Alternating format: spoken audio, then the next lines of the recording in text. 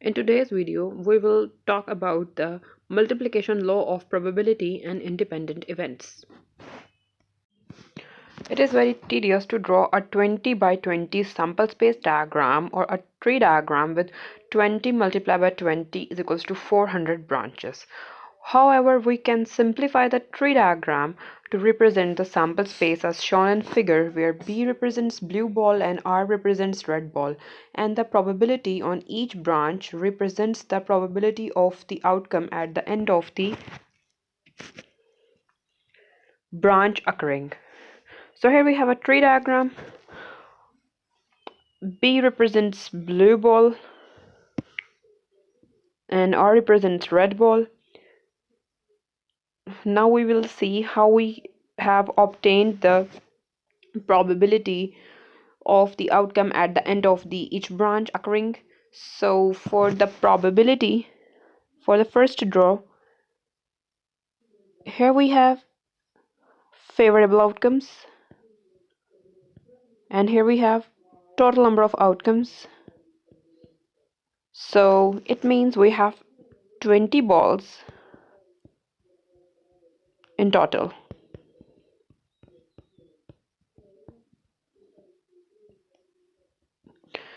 And the number of blue balls is 11.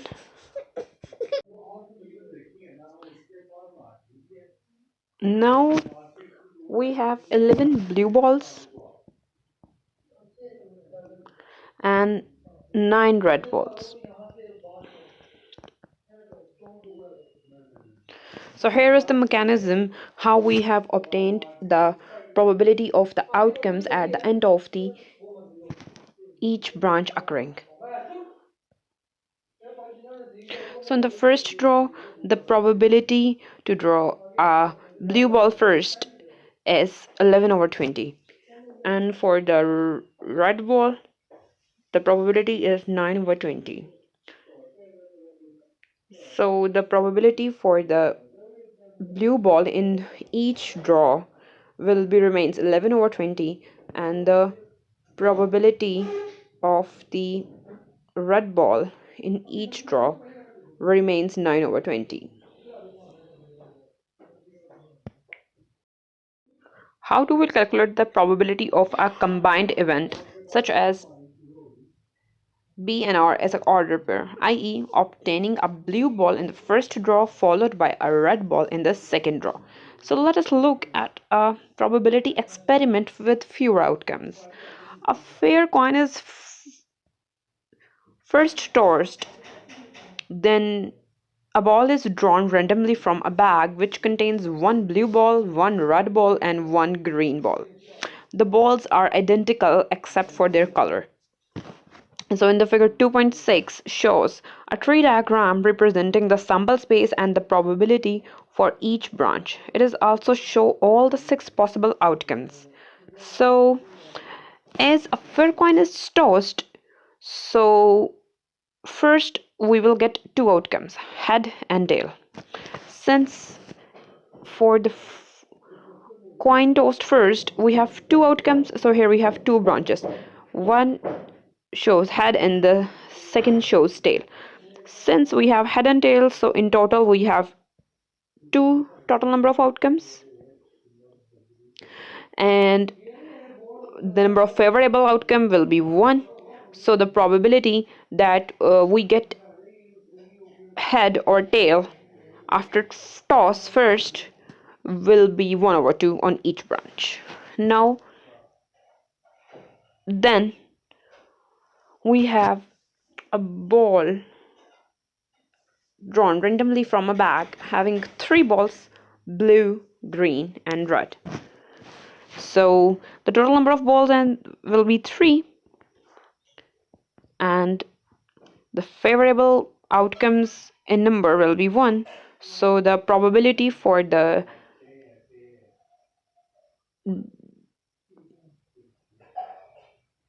getting blue ball, red ball, or green ball on each branch will be 1 over 3.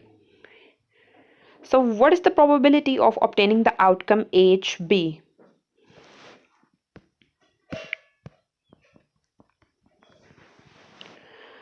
So if we follow this tree diagram, so here we have HP, so it means here we have outcome order pair H and is at the first place and B is at the second place.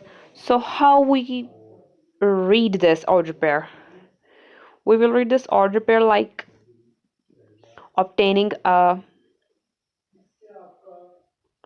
head in the first place and followed by a blue ball in the second place of the order pair. Similarly, head in the first place and red ball in the second place of the order pair, and similarly the six outcomes. So what is the probability of obtaining the outcome HP? By counting the favorable and possible outcomes, the answer is 1 over 6. How it is 1 over 6? It will be,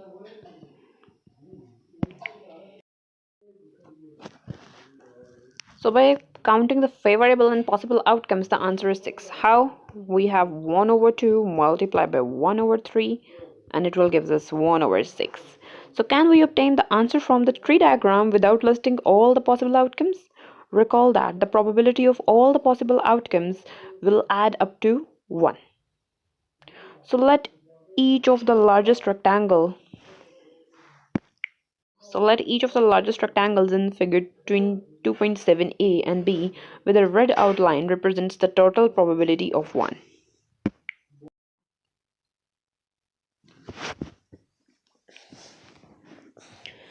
Consider the first event of tossing a fair coin. Since obtaining a head or a tail is equally likely means there is equal possibilities to occur a head or a tail. So we can divide the rectangle into two equal parts such that each represents a probability of 1 over 2 as shown in the figure 2.7a, like this. This one patch represents the probability of occurring of head, and that is 1 over 2, and the second patch represents the probability of occurring of tail, and that is 1 over 2 also. Now the next, consider the second event of drawing a ball from the bag. Since drawing a blue ball, a red ball, and a green ball are three equally likely outcomes, it means there is a equal probability to obtain a blue ball, a green ball, or a red ball, and that was 1 over 3. So we can divide each of the small rectangle into three equal parts as shown in the figure 2.7b. So it means if we have this one rectangle, so we will divide this one rectangle into three equal parts. So here we have 1 over 3. So the probability of obtaining the outcome HB, like this, HB is represented by the green shaded rectangle in the figure 2.7b, which is 1 over 3 of the rectangle representing the probability of 1 over 2. So therefore the probability of HB is 1 over 3 of 1 over 2, i.e. 1 over 3 multiplied by 1 over 2, or 1 over 2 multiplied by 1 over 3, and it will be equals to 1 over 6. Just like if we want the order pair HR, then we have this second square and of the first rectangle. So the probability will be remains the same, is 1 over 3 of 1 over 2. So the probability for the each outcome in the figure 2.7b will gives us 1 over 6. In general, the multiplication law of probability states that if A and B are independent events, then the probability of A intersection B, or probability of A and B, will be equals to probability of A multiplied by probability of B. We observe that the multiplication law of probability states that probability of A and B is equals to probability of A multiplied by probability of B does not apply if A and B are dependent events. In general, if A and B are dependent events, then probability of A intersection B will not be equals to the probability of A multiplied by probability of B. This will help us understand why we can multiply the probabilities along the respective branches of a tree diagram to obtain the probability of a combined event. To find the probability of the order pair H and B occurring, we multiply the probabilities along the respective branches of the tree diagram as shown in figure 2.8. But why we are calling this a combined event? Just because the outcome H is obtained when a fair coin is tossed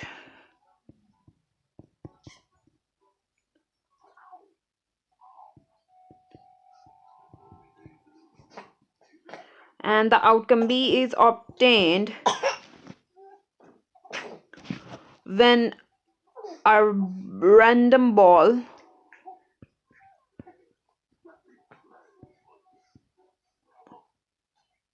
drawn from the bag.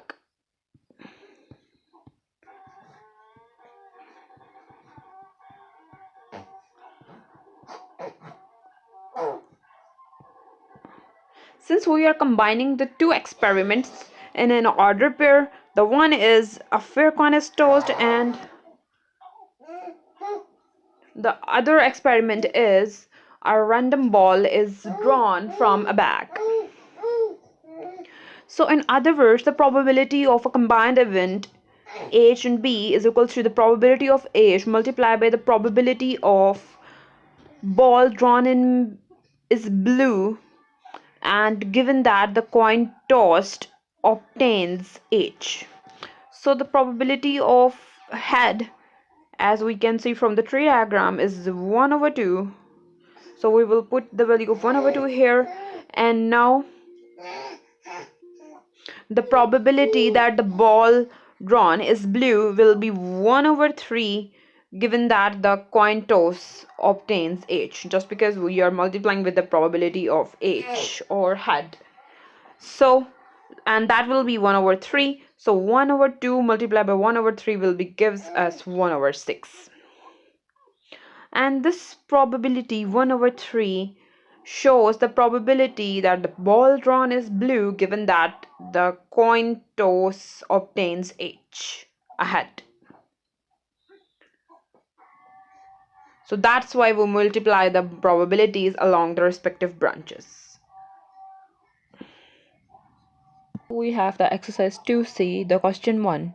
Raju has 2 bags, each containing 5 black marbles and 4 red marbles. He takes 1 marble at random from each bag. In the part 1, copy and complete the tree diagram. So for this, since there are 5 black marbles and 4 red marbles, so the total number of marbles is 9. So here we have 9 in the denominator in each blank. Since there are 5 black marbles, so the favorable outcomes in the case of black are 5. So here we have the probability 5 over 9 in the case of black in each blank. Now for red, there are 4 red marbles, so the favorable outcomes in the case of red are 4. So here we have 4 over 9 probability in the case of red marble in each blank. So hence this is the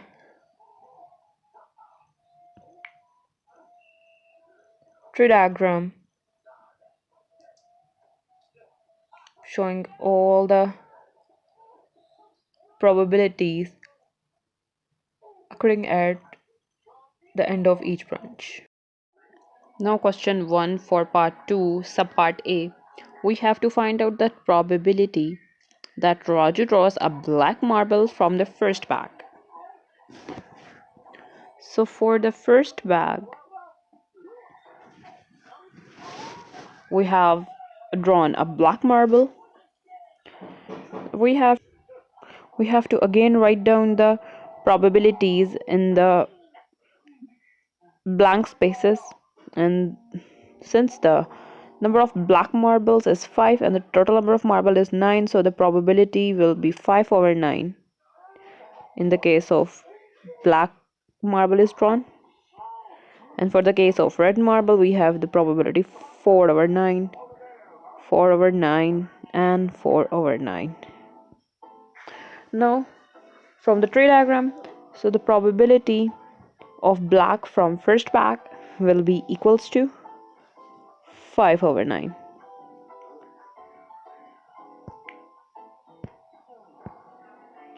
Now, in the part B, we have to find out that a red marble from the second bag, given that he draws a black marble from the first bag. So it's just like example we have discussed earlier. So the probability that red from the second bag, and that probability will be this. Red from the second bag, given that black from first. So here we have 4 over 9. Now in the part C, we have to find out that the probability of black from first and red from second. So now in the part C, we have to find out the probability that Raju draws a black marble from the first bag and a red marble from the second bag. So for this, here we have and. So we will multiply the probabilities of the black from the first bag and red from the second bag, and those are 5 over 9 multiplied by 4 over 9, and after multiplication we will get 5 4 is 20 over 9 9 is 81, 20 over 81. So the probability that black from first and red from second is equals to 20 over 81. Now in the part D, we have to find the probability that Raju draws a red marble from the second bag.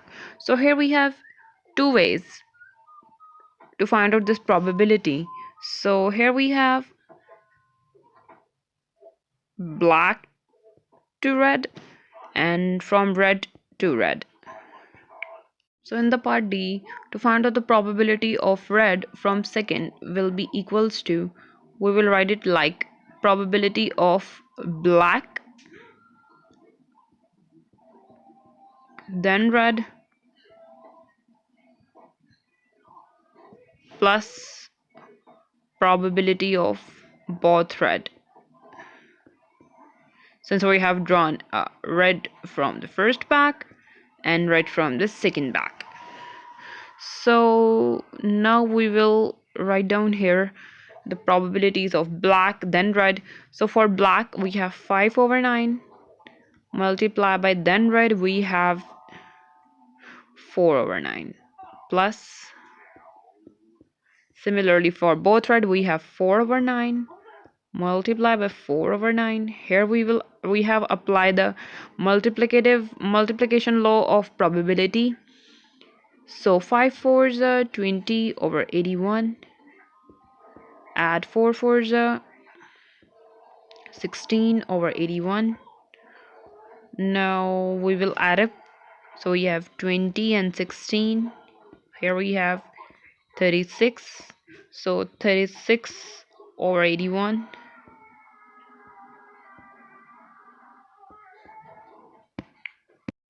After simplification, it will goes on the table of 9 and it will gives us 4 over 9. So the probability that red drawn from the second bag will be equals to 4 over 9. Then the question 2. A bag contains 6 red balls and 4 yellow balls. A ball is chosen at random and then put back into the bag. The process is carried out twice. So in the part 1, copy and complete the tree diagram. So in the bag we have 6 red marbles and 4 red balls and 4 yellow balls. So here we have total balls equals to 10.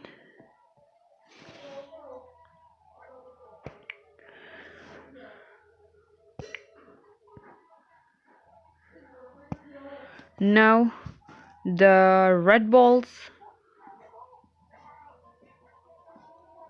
equals to 4, 6, and yellow balls equals to 4. So now we have to use the formula of the probability. So the number of favorable outcomes divided by number of total outcomes. So the favorable outcomes in the case of red ball, we have 6/10, and it will be simplified to 3/5. So in case of red, we have the probability 3/5.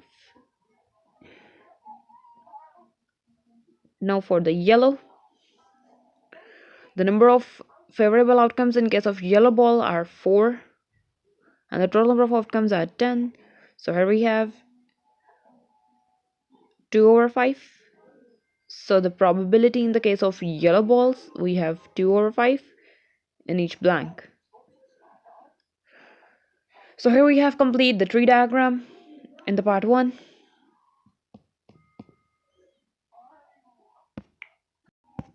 So for the part 2, we will again refill the blank spaces.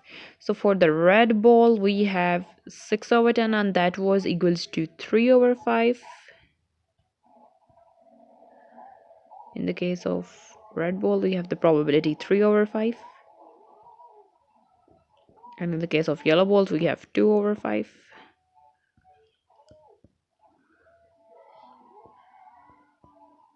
Now in the part 2, subpart A, we have to find out the probability of 2 red balls.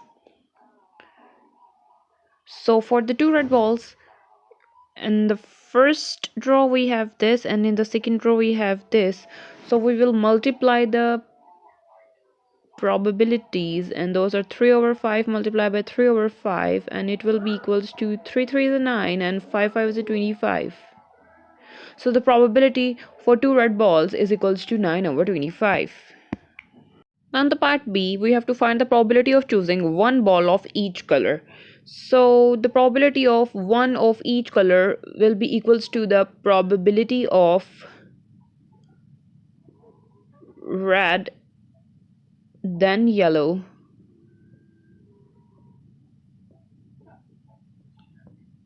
add probability of yellow, then red. So for the first,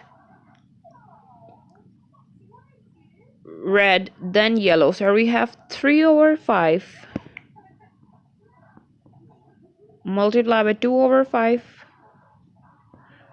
plus, for the probability of yellow then red, so for yellow then red, so here we have 2/5 multiplied by 3/5, and it will be equals to 3 to the 6/25 plus 6/25, and it will be equals to 6 add 6 is 12.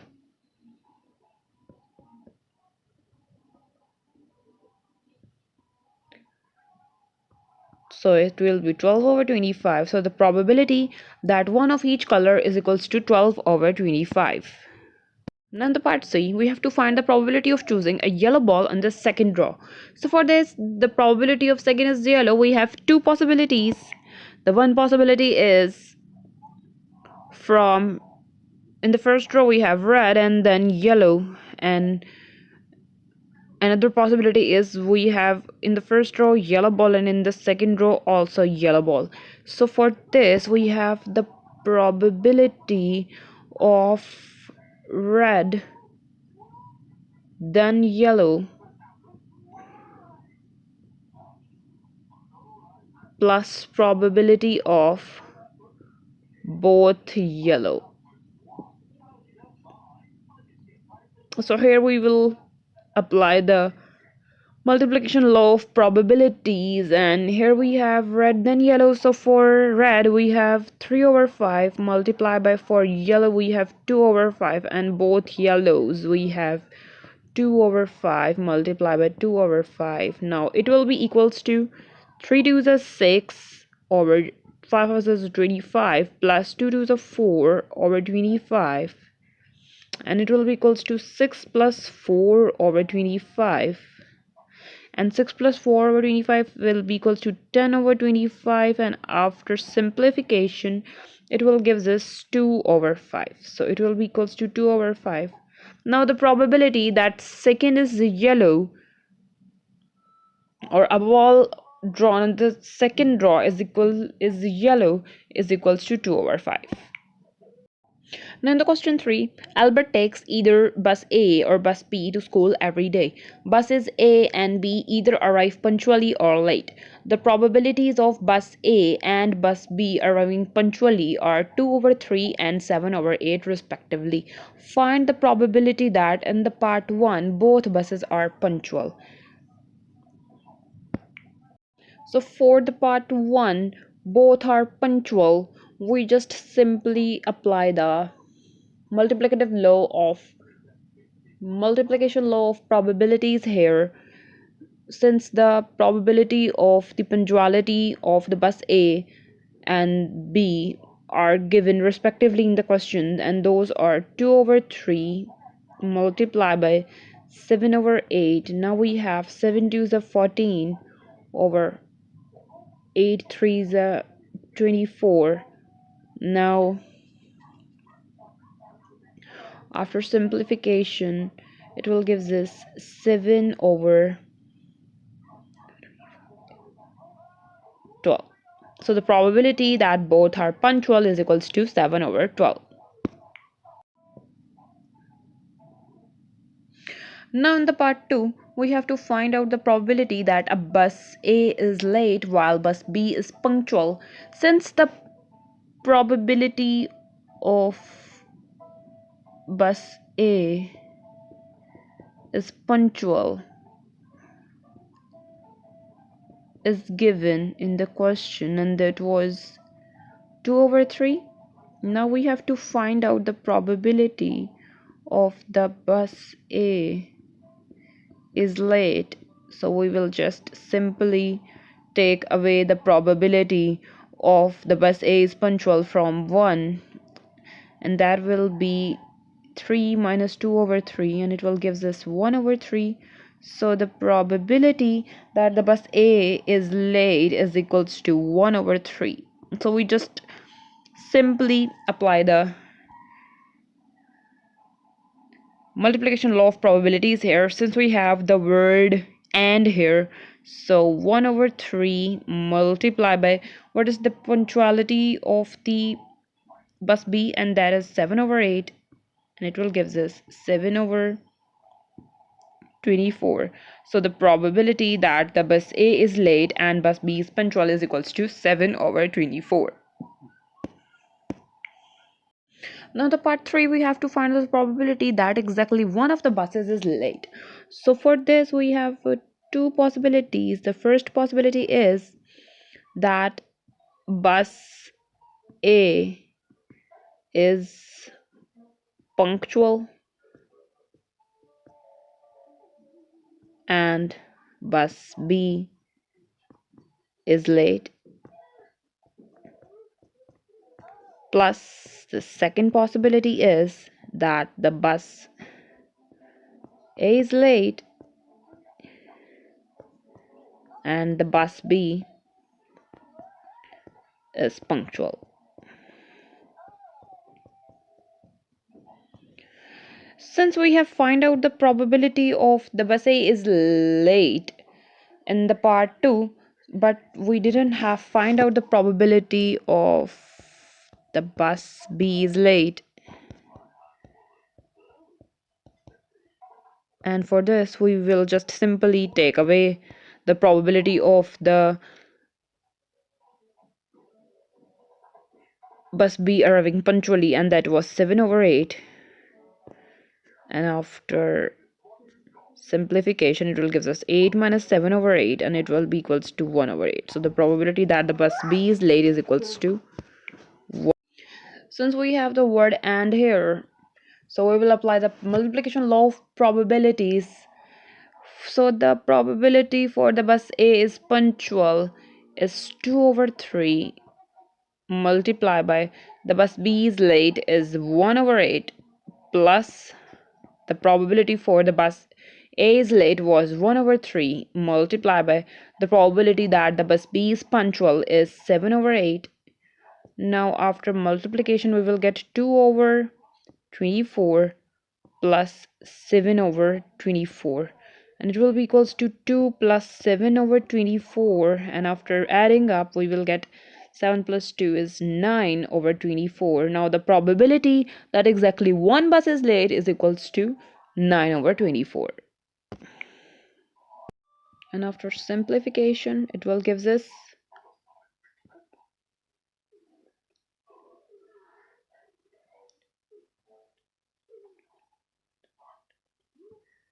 3 over 8. So the final probability that exactly one bus is late will be equals to 3 over 8.